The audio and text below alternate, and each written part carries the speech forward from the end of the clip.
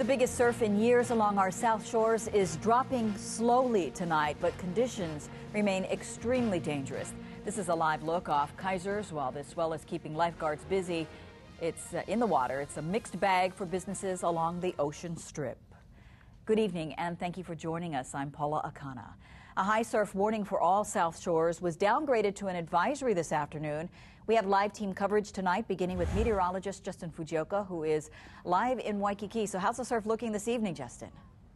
I can tell you, Paula, it is a good deal lower than it was at this time yesterday, and that's because this swell probably peaked late in the afternoon yesterday and has been slowly dropping ever since. Right now here at Kaisers, we're kind of in between sets, but I can tell you when the sets are coming in, they're roughly about 8 to 10 feet in face, so almost double overhead here. Again, though, surf far beyond its peak and now on its way down.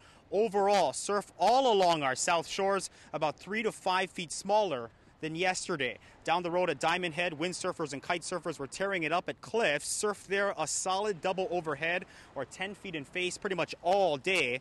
Now, just because the warning was downgraded to an advisory, that does not mean conditions are any less dangerous in the water. It just means there is no longer a threat for major problems onshore in the way of coastal flooding. The high surf advisory is in effect until at least 6 p.m. tomorrow. Sets up to 12-foot faces, then up to 8 feet by midday tomorrow. Inexperienced beachgoers should stay out of the water and well away from the shore break, and boaters should exercise extra caution if using south-facing harbors. We'll continue to monitor the surf conditions here and our weather conditions a bit on the damp side here in Waikiki, and have the forecasts coming for you in just a bit. Paula? All right. Thank you, Justin. Well, the big waves on our south shores are just enough to make surfers think twice about testing the waters. But as KITV4 News This Morning's Kenny Choi tells us, there are still some who are ignoring the warnings and taking their chances.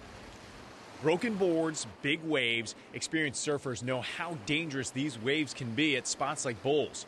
Local surfers like Mark Lockridge decided to surf in Waikiki and noticed a big difference, too. If you were out here earlier this morning, there was really nobody on the inside, so I think that all the folks who are, just learning to surf had the good sense to stay out of the water. With waves estimated up to 15 feet on some south-facing shores, it's not just affecting the surfers who are heading into the water, it's also affecting businesses like this, Hawaiian Oceans Waikiki. They give out surf lessons to tourists. The numbers went down big time, yeah. A lot of safety reasons. Miura says he normally gives 15 to 20 lessons a day, but nothing the last 2 days. I'll be honest with them. It's not worth going out and dying out there, and it's not worth it. It's not worth it. They come back another day when it's a little smaller, more fun.